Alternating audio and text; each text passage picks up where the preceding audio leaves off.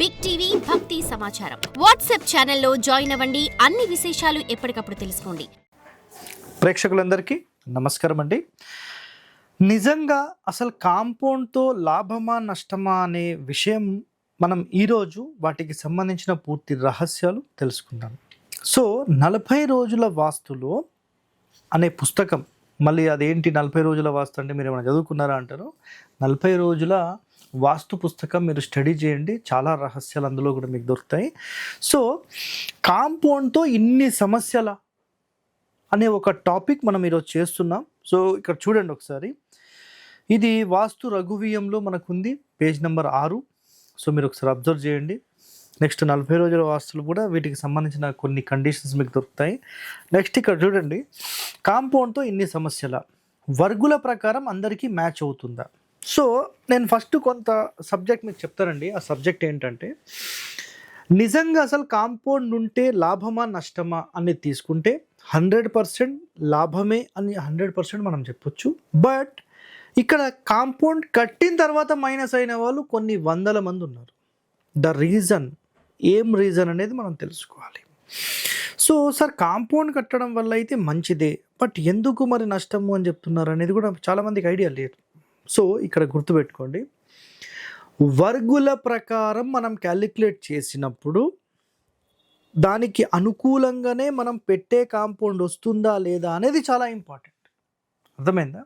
అంటే వర్గులు ఏంటి సార్ మళ్ళీ కొత్తగా మాట్లాడుతున్నారంటే, ఆ వర్గు, కా వర్గు, చా వర్గు, టా వర్గు, తా వర్గు, పా వర్గు, యా వర్గు, రా వర్గు, షా వర్గు, యారా లవ శేష సహా కదా, యా వర్గు, షా వర్గు.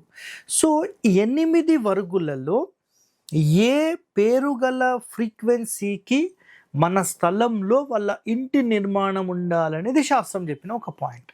ఫర్ ఎగ్జాంపుల్లో తా వర్గు ఉందనుకోండి, ఇల్లు తూర్పు వైపుకుండి, అంటే పడమర వైపుకుండి, తూర్పు మెయిన్ డోర్ ఉండి తూర్పులో ఖాళీ ఎక్కువ ఉండాలి.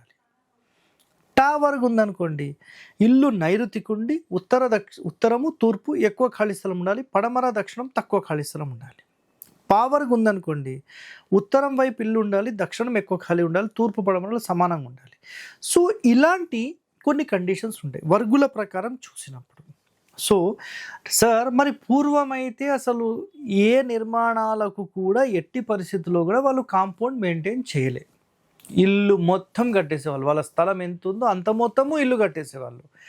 100% అది కూడా నంబర్ 1, అందులో ఎలాంటి ప్రశ్న లేదు. సో అది సూపర్, ఓకే, డన్.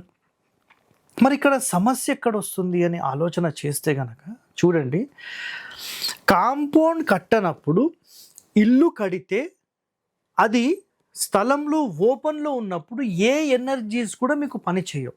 సింపుల్గా ఒక హౌస్ ఉంది అంతే. బట్ కాంపౌండ్ కట్టినప్పుడు మీరు ఉత్తరంలో ఎక్కువ ఖాళీ పెడుతున్నారా, దక్షిణంలో పెడుతున్నారా, పడమరలో పెడుతున్నారా, తూర్పులో పెడుతున్నారా, అసలు మీ స్థలం ఎంత ఉంది, మీరు కాంపౌండ్ ఎలా కడుతున్నారు, మళ్ళీ టాయిలెట్స్ ఎలా ఇస్తున్నారు, ఇవన్నీ మనం లెక్కలోకి తీసుకున్న టైంలో మీ వరకుకి అది మ్యాచ్ కానీ మరుక్షణం అది 100% మిమ్మల్ని డ్యామేజ్ చేసేస్తుంది. సో కాంపౌండ్ పెట్టడం కూడా ఒక మైనస్ పాయింట్.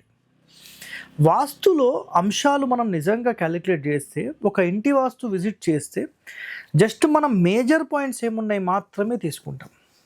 ఇన్డెప్త్ డీటెయిలింగ్ వెళ్తే ద్వారాలకు ఒక సపరేట్ విజిటే అవుతుంది, స్లాబ్ హైట్స్కి ఒక విజిటే అవుతుంది, ద్వారాలు కిటికీల అలైన్మెంట్స్కి ఒక డేనే ఎగిరిపోతుంది, కాంపౌండ్స్కి ఒక డేనే ఎగిరిపోతుంది, ఫ్లోర్ లెవెల్స్ ఒక డేనే ఎగిరిపోతుంది. సో ఎన్నో అంశాలు ఉంటాయండి.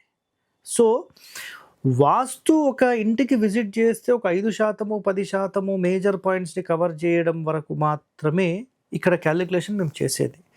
ఇన్డెప్త్ వెళ్ళాలంటే ఒక ఇంటి మొత్తాన్ని క్యాలిక్యులేట్ చేయడానికి వారం పట్టవచ్చు, 10 రోజులు పట్టవచ్చు, అంత డెప్త్ ఉంటుందండి. ఏదో పైన చూడడం కాకుండా కొంచెం ఇన్డెప్త్గా మేజర్ పాయింట్స్ మేము కవర్ చేసేసుకుంటాం జనరల్గా విజిట్ చేసినప్పుడు.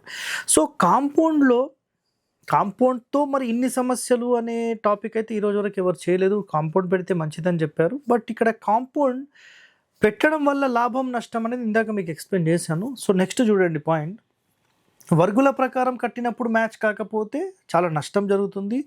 ఒకవేళ ఇంతకుముందు కాంపౌండ్ లేకపోతే ఇప్పుడు కట్టాల్సిన పనేం లేదు. ఒకవేళ కట్టాల్సి వస్తే మరి ఎట్లా కట్టాలనేది ఖచ్చితంగా మీ వాస్తు నిపుణులను సంప్రదించి మాత్రమే చేసుకోండి. నెక్స్ట్, కాంపౌండ్ లేకుండా కట్టినప్పుడు all open space, no energy disturb చేసేది, అంటే అసలు ఎనర్జీ అనేది డిస్టర్బెన్స్ కాలేదు అక్కడ. సో కాంపౌండ్తో రక్షణ ఉంది అనేది 100%, బట్ మంచి చెడు కూడా ఉంది. ఇది కూడా చాలా ఇంపార్టెంట్ పాయింట్ అండి, గుర్తుపెట్టుకోండి. నెక్స్ట్, మరి మంచి ఎలా చెడు ఎలా అంటే వర్గుల ప్రకారం ఆ కొలతలు వాళ్ళకు మ్యాచ్ అయినాయి అంటే సూపర్, లేదా అట్లీస్ట్ ఆ గణితం ప్రకారం చేసి మ్యాక్సిమం నియరెస్ట్ తీసుకొని రాగలిగితే అది ఇంకా మంచిది. వర్గుల ప్రకారం మరి ఏ దిశలో ఇల్లు ఉండాలనేది చాలా ఇంపార్టెంట్. అర్థమైందా మీకు? అసలు వర్గుల ప్రకారం ఏ దిశలో ఇల్లు ఉండాలి. ఫర్ ఎగ్జాంపుల్, దక్షిణం ఫేస్ ఉంది సార్ మాకు, మేము ఉత్తరంలో ఎక్కువ ఖాళీ పెడతాం, నైరుతిలో తక్కువ పెడతాం, లేదంటే పడమరలో ఎక్కువ పెడతాం, తూర్పులో తక్కువ పెడతాం, అది కూడా మైనస్ పాయింటే.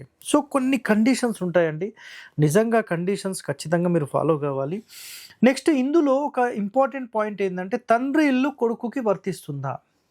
గుర్తుపెట్టుకోండి, ఒకవేళ తండ్రికి సంబంధించి తా వర్గు ఉందండి, గుర్తుపెట్టుకోండి, తా వర్గు ఉంది అంటే ఆయన పేరు తాతో స్టార్ట్ అవుతుంది. ఎగ్జాంపుల్, ఓకే, తాతో స్టార్ట్ అయిన వ్యక్తికి కరెక్ట్గా ఇల్లు అనేది ఓన్లీ ఇల్లే ఉంది, కాంపౌండ్ లేదు, రైట్, ఓకే. ఒకవేళ అది కొడుకుకు మ్యాచ్ అవుతుందా? మ్యాచ్ అయిపోతుంది, నో ఇష్యూ. మ్యాచ్ కాకపోతే ఆల్టర్నేట్ ఆయాది గణితం డోర్కో లేకపోతే ఇంటికో చేసి సెట్ చేసేస్తాం, అది ఇష్యూ ఏం లేదు.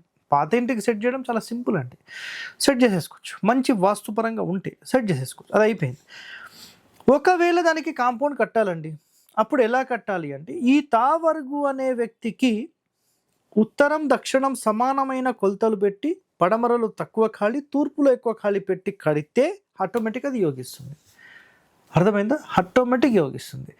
మరి కొడుకు పేరు పాతో స్టార్ట్ అవుతుంది, ప్రవీణ్ కుమార్ అనుకుందాం. పాతో స్టార్ట్ అయిన వ్యక్తికి ఈ పడమర మ్యాచ్ కాదు. అప్పుడు ఏం చేయాలి? ఒకవేళ అతను కొత్తగా కాంపౌండ్ కడితే ఆ కాంపౌండ్ అనేది ఖచ్చితంగా అతనికి నైరుతి వైపుకి ఇల్లు ఉండి ఉత్తరము తూర్పు ఎక్కువ ఖాళీ స్థలం ఉండేలాగా కడితే ఆ ఇల్లు ఆటోమేటిక్గా యోగించేస్తుంది. అర్థమైందా మీకు పాయింట్? సో వర్గుల ప్రకారం మనం మ్యాచ్ చేసి కట్టాలంటే పూర్తి శాస్త్రపరమైన అవగాహన ఉంటేనే అది సెట్ అవుతుంది, లేకపోతే సెట్ కాదు. మన ఇష్టం వచ్చినట్టుగా కాంపౌండ్ కడతామంటే మాత్రం 100% అది నష్టాన్ని కలిగిస్తుంది. సో నేను ఒక ప్రశ్న అందరికీ వేస్తున్నానండి, మీ అబ్జర్వ్ చేయండి ఒకసారి, అందరూ కూడా అబ్జర్వ్ చేయండి దీని మీద. కాంపౌండ్ లేనప్పుడు వాళ్ళు బాగుండే, కాంపౌండ్ కట్టిన తర్వాత వాళ్ళకి నష్టం జరిగింది అని మీరు ఎక్కడన్నా భావన ఉంటే, మీకు ఉంటే, ఓకేనా, భావన ఉంటే ఒక్కసారి అలాంటి ఇంటికి వెళ్ళి సార్ మీరు కాంపౌండ్ కట్టక ముందు ఎలా ఉండే, కాంపౌండ్ కట్టిన తర్వాత ఎలా ఉందనేది ఒక్కసారి పరిశీలన చేసి మాకు కామెంట్ అనేది పెట్టండి.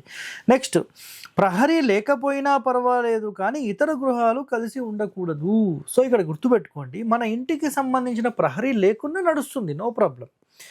అయితే ఇతర గృహాలకు మాత్రం అంటి ఉండొద్దు, ఇది చాలా ఇంపార్టెంట్. ఇప్పుడు కాంపౌండ్ ఎందుకు కట్టాల్సి వస్తుంది అంటే ఇతర గృహాలన్నీ జాయింట్ అవుతున్నాయి కాబట్టి కట్టాల్సి వస్తుంది. మరి కలికాలంలో ఈ కాంపౌండ్ లేకుండా మరి నిజంగా కట్టడం మంచిదా అని ఒక ప్రశ్న వేస్తే, గేటెడ్ కమ్యూనిటీస్ మొత్తం కూడా మధ్యలో 3 to 4 feet గ్యాప్ పెట్టేస్తున్నారు, వితౌట్ కాంపౌండ్స్ మొత్తం ఉంటున్నాయి. అర్థమైందా మీకు? ఎనర్జీ అనేది ఎక్కడ బ్లాకేజ్ లేకుండా ఫ్రీ ఫ్లోలో వెళ్ళిపోతుంది కాబట్టి వాళ్ళకు ఆ ఎనర్జీ బ్లాకేజ్ లేదు కాబట్టి అది డిస్టర్బెన్స్ చేయడం లేదు. కాంపౌండ్ కట్టితే దాన్ని ఎలా కట్టాలనేది చాలా ఇంపార్టెంట్. కట్టకపోయి ఓపెన్ ఉంటే అసలు దాని ఎనర్జీసే మీకు డిస్టర్బెన్స్ లేకుండా చాలా క్లియర్గా అయిపోతున్నాయి. ఇవన్నీ ఫేసింగ్ 100% మీరు గుర్తుపెట్టుకోండి. ఇంటి ముందే ఎక్కువ ఖాళీ స్థలం ఉండాలి, ఇంటి ముందంటే మెయిన్ డోర్ ఎటు ఉంటే అటు, మిగతా వైపులో తక్కువ ఉండాలి, ఇది చాలా ఇంపార్టెంట్. సో ఇలాంటి వాస్తు రహస్యాలు మీరు తెలుసుకోవాలంటే stay tune to our channel. ధన్యవాదాలండి, thank you. For more videos like this, subscribe Big TV channel.